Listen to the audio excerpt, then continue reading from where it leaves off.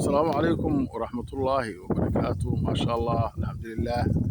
halkan waa beertii daar raxma oo ilaahay noo dhaliyay awshii iyo nadaafadkii kalaba allah yaa iskale mahadaas.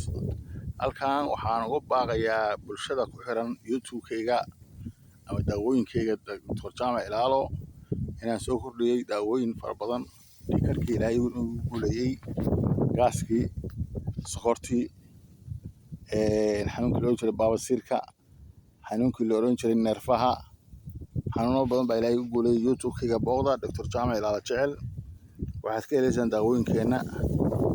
maanta oo taariikhdu tahay 24 bishii 6 2026 Congo, Nairobi, Wajaale, Boosaaso, Garowe, Gaalkacyo, Galdogob iyo Xamar waxaan sameeyay qiimo dhimis.